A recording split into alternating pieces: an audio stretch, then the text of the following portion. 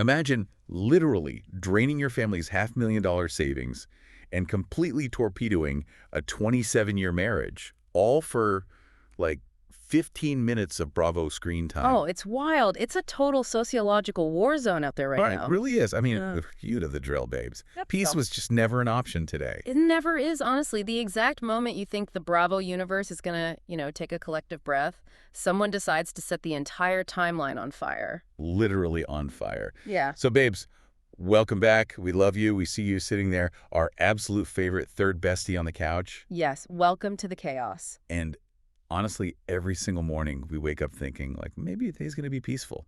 And by lunch, the internet has explicitly chosen violence. Pure, unadulterated violence. The reality TV stars are basically out on the front lines, working overtime to dismantle their own real-world lives just for our entertainment. It's almost inspiring in a deeply, deeply tragic way. A total cautionary tale. Exactly. So, to you listening right now, I have officially poured the blood orange margaritas, and they are heavily, heavily salted today. Oh, thank goodness. We need the electrolytes, honestly. We absolutely do.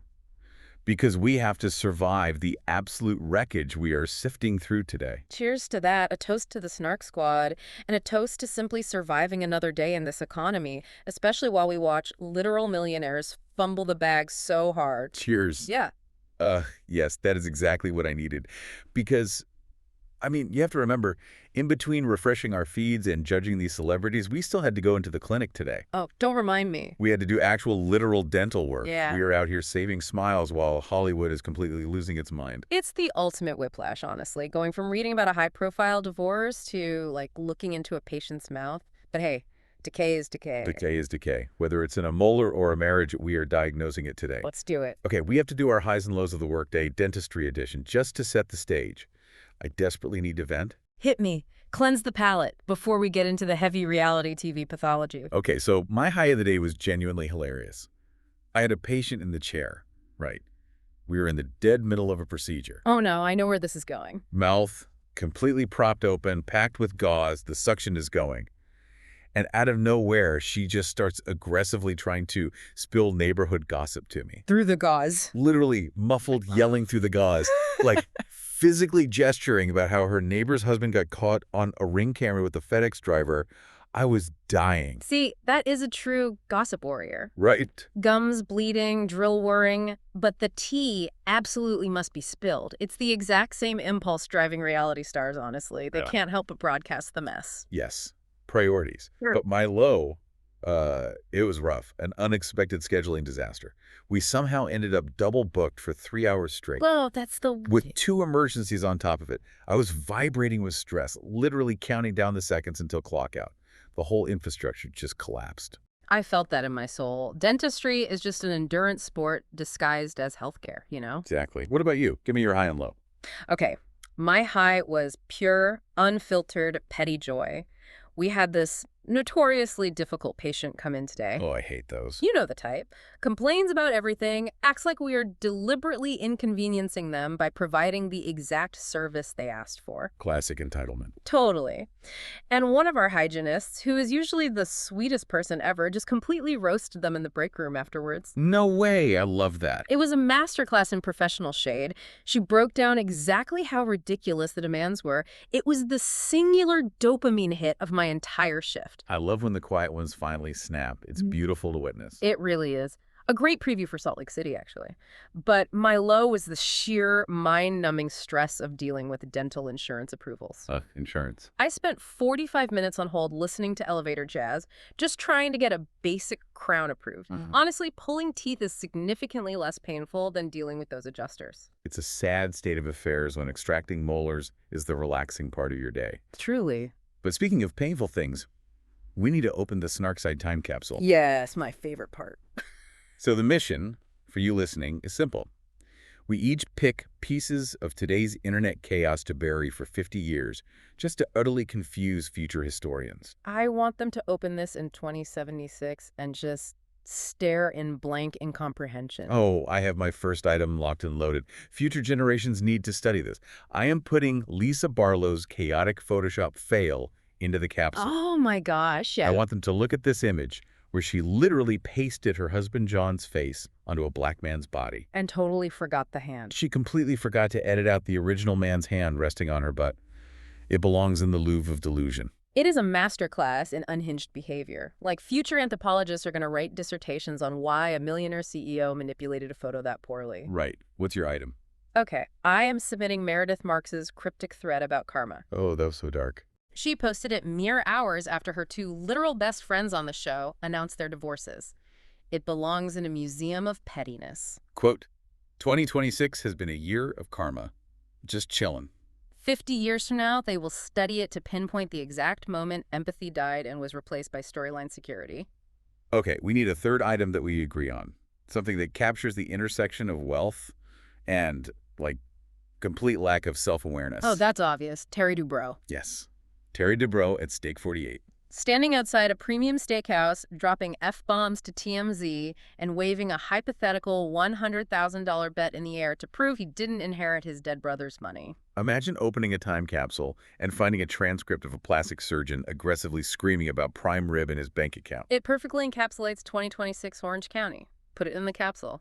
Seal it up. Done and done. Okay, real quick, before we get to the gossip recap, if your life had an episode title today, what would it be? Oh, easy. Meetings that could have been emails. A dental tragedy. Delivered with absolute deadpan exhaustion. I can literally see the title card. Mine would be Running on Vibes and Venti Lattes. Oh, classic. Because I spent the entire afternoon slump completely disassociated. The espresso was the only thing keeping my physical form on this earth. Lattes are the duct tape holding the medical profession together. True. All right, let's wake up the synapses. Hot take speed round. Rapid fire. No overthinking. Ready. Born ready. Best fast food fries. Go. McDonald's. It's a chemical masterpiece designed in a lab. Don't even fight me. I fundamentally disagree. Wendy's fries dipped in a Frosty is superior. Oh? But moving on, are naps underrated? Yes. Normalize the 2 p.m. reboot. Capitalist society just tries to shame us for it. Hard agree. Brunch versus dinner. Brunch, obviously. Obviously for the mimosas. Fashionably late or always early? Always early. If I'm late, I physically break out in hives. See, I'm fashionably late. The party doesn't start until I arrive in a mild panic. Sweet or salty popcorn? Window or aisle seat? Pile. I need the autonomy to escape to the restroom without asking a stranger. Fair point. But babes, enough about our own daily chaos. We have to spill today's tea. We really do. The internet is burning down. Hollywood has been working overtime, and the Real Housewives are basically holding the matches. The Salt Lake City franchise alone is keeping the gossip economy afloat right now. We have to start with this divorce curse. It's a bloodbath out there. We literally have to do a psychological breakdown of these crumbling marriages. They are dropping husbands like bad habits this week. Let's start with the big one, the one that has been festering for years, Whitney and Justin Rose. 16 years of marriage, 2 kids. Bobby is 16, Brooks is 13.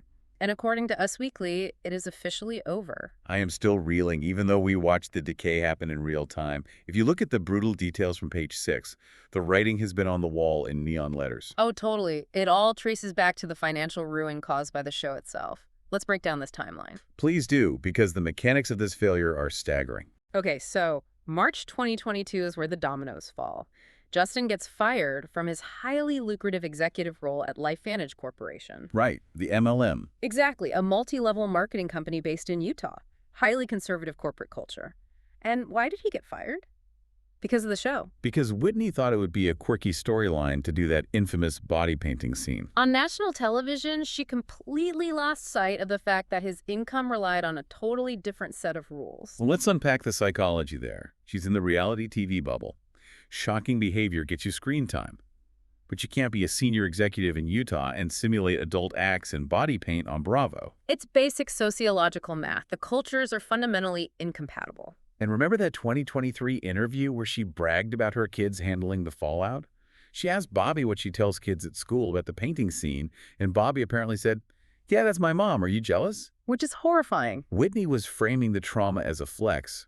But wait, I have to push back a little. Justin supported her doing it. He was in the scene. Well, he was complicit. But that's the sunk cost fallacy. Once he lost the job, he had to lean into the supportive husband role to protect his ego. True. And that leads to the 2024 disaster, the Wild Rose Beauty merger. Oh, Oh, that was agonizing to watch. They lost over $500,000 merging her skincare brand. Yep. $500,000 completely vaporized. Because the show requires a storyline. If she doesn't have the boss babe arc, she loses her snowflake. So she forces a merger without due diligence. The pressure to appear successful literally caused her real-world ruin. I mean, the commenters online are being ruthless. Someone on Reality Blurb wrote, she wiped out his retirement for some stupid vanity business that failed. Then they had to sell their big, expensive house. The commenters are clinically accurate. She drained their tangible safety net for an intangible TV persona. And now Page 6 insiders say they are living separate lives. Like they are never together, even at the gym. They're just existing for the kids.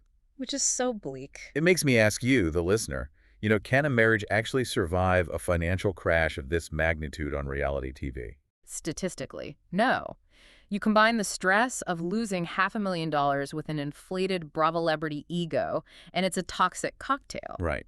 And she rode his executive salary for years to fund her lifestyle. The sec the money dried up, she's suddenly barely coming home. It suggests a heavily transactional element to the marriage. Totally.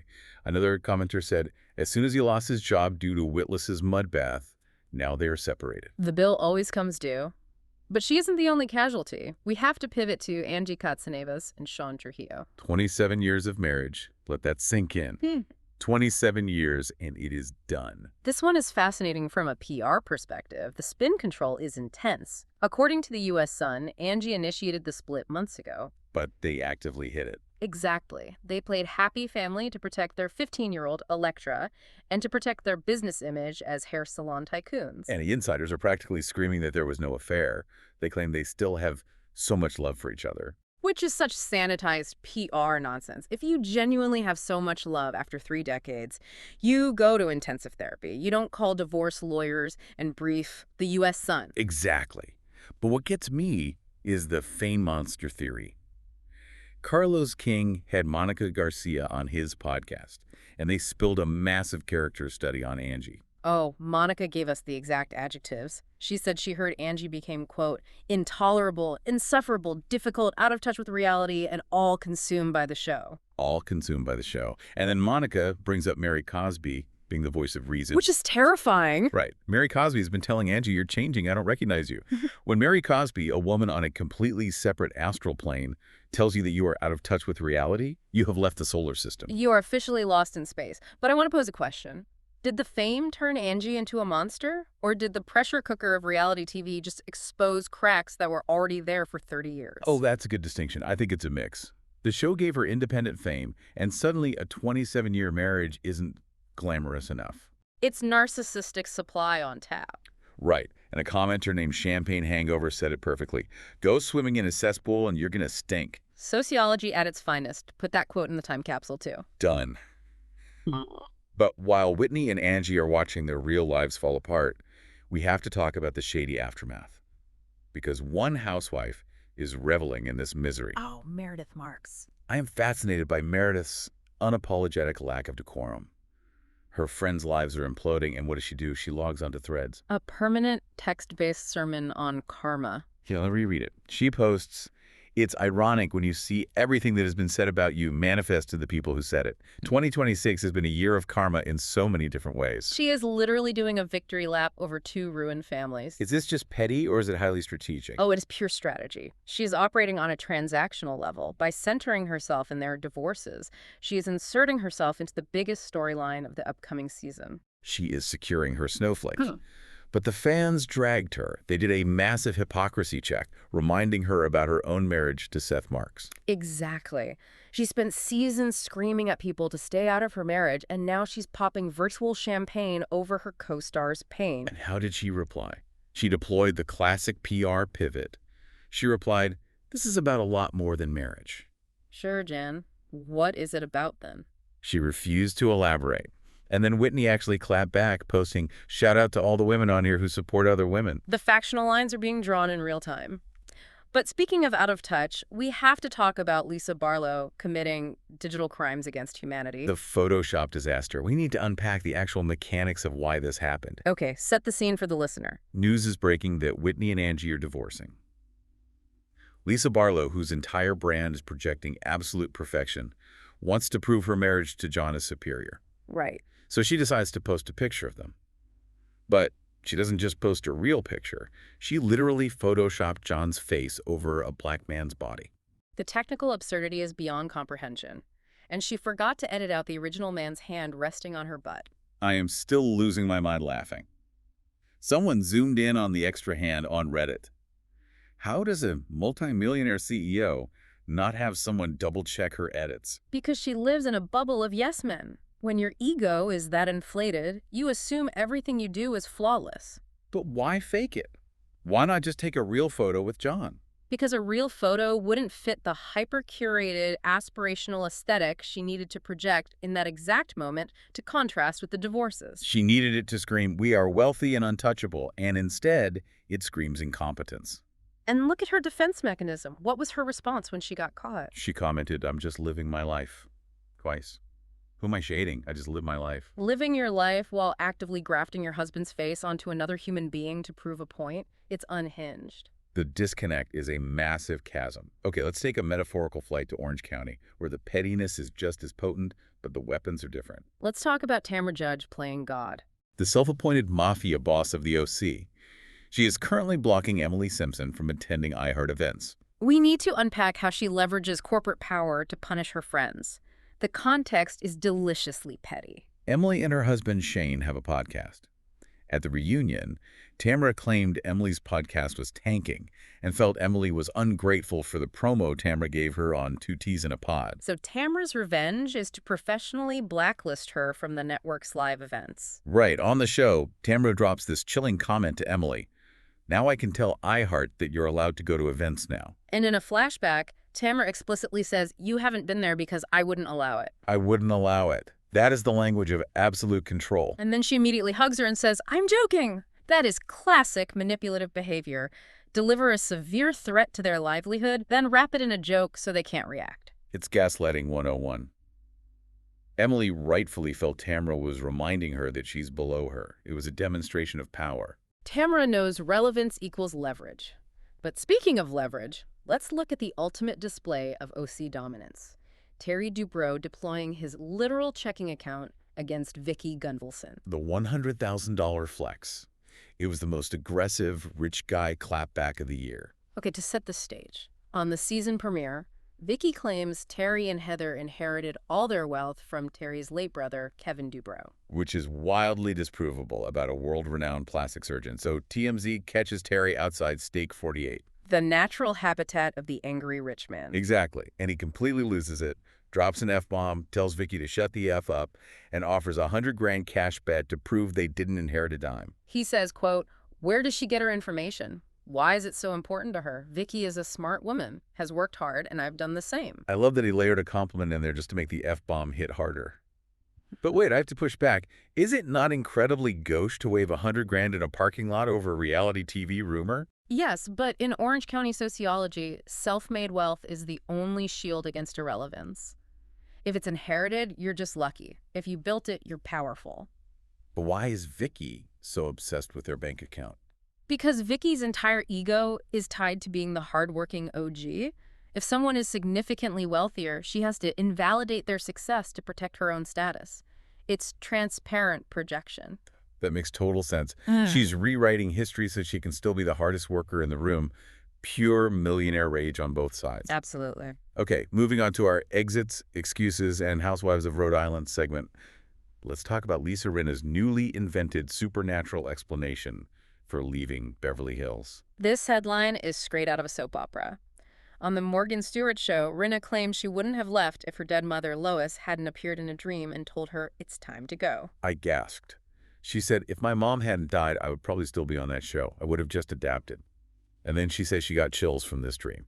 It is the ultimate PR parachute. When a CEO gets ousted, they say they're spending time with family. When a housewife gets pushed out because the audience despises them, they claim a ghost told them to quit.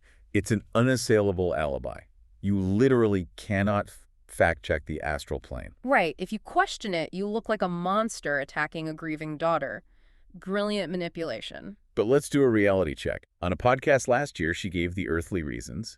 The intense social media hate being completely villainized by the fan base. She was getting aggressively booed at BravoCon. Her behavior was indefensible. But I want to push back on the PR theory for a second. What if it's genuine trauma? She admitted she went to work 3 days after Lois died because production told her they needed her to carry the Mexico trip. The grim reality of the Bravo machine. 72 hours after your mom dies, they expect you throwing glasses over margaritas. The toll of that is unimaginable. Exactly. So maybe the dream was her subconscious finally breaking. I don't doubt the dream is real, but presenting it as the primary catalyst, rather than the fact that she was universally hated by the fans, is a highly strategic narrative choice. It's the Rinna spin. It really is. Okay, let's look at another exit. Liz McGraw quitting Real Housewives of Rhode Island after 1 season.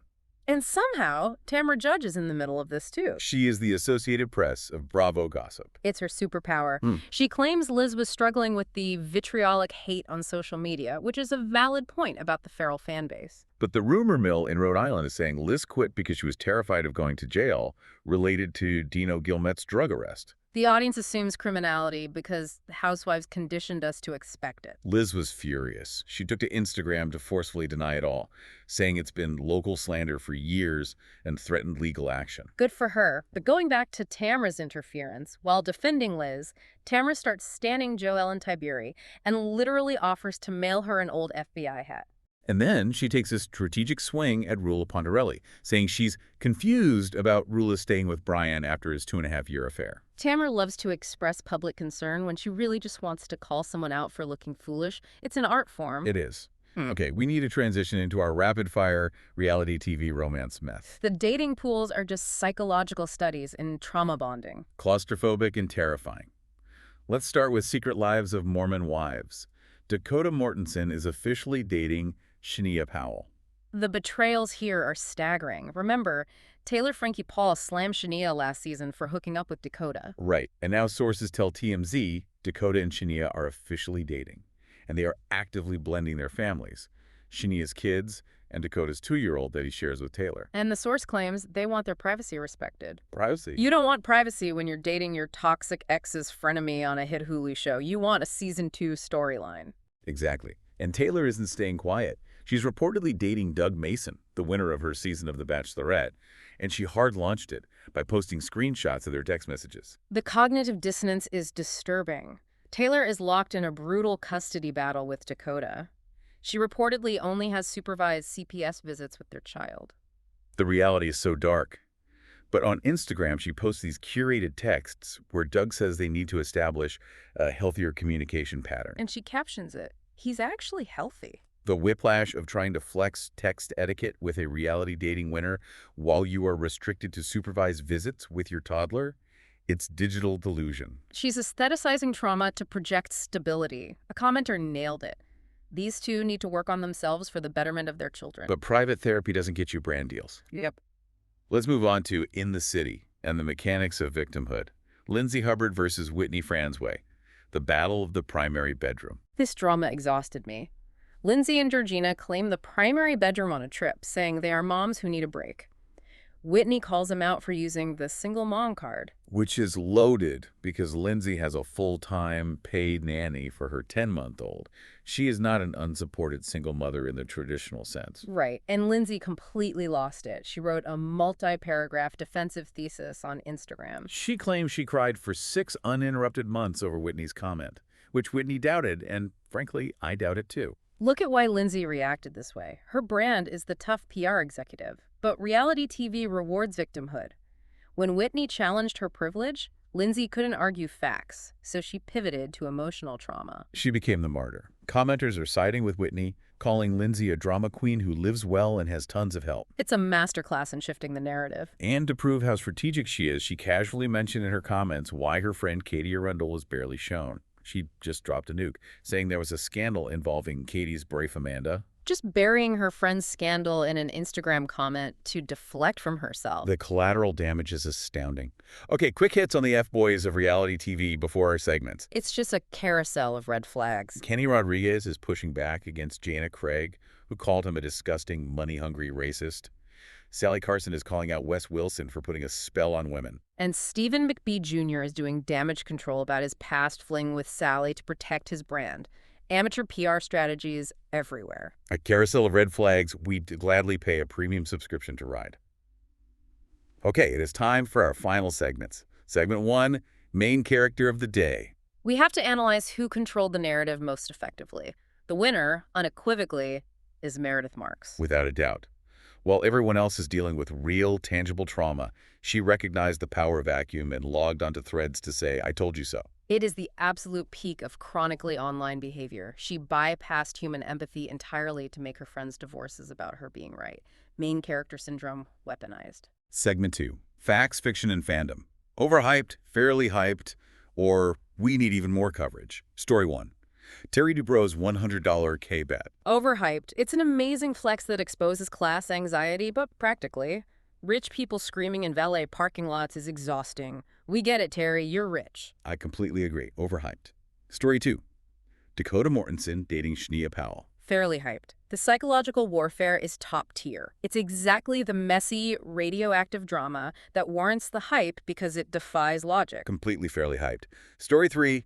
Lisa Barlow's Photoshop fail. We need even more coverage. I demand a 10-part docuseries, an hour-by-hour breakdown of how that photo was conceptualized, edited, and posted without anyone noticing the phantom hand. It's the Zapruder film of Bravo. We need digital forensics experts on this immediately. Segment 3. The Chronically Online Awards. First award, funniest post. Lisa Barlow's baby gorgeous Photoshop fail. She tried to project perfection and ended up projecting absolute incompetence. Shakespearean comedy. Best celebrity clapback. Terry Dubrows shut the F up to Vicky outside Steak 48. Pure, unfiltered millionaire rage. Highly effective. Most unexpected headline. Lisa Rinna left RHOBH after late mom appeared in Dream.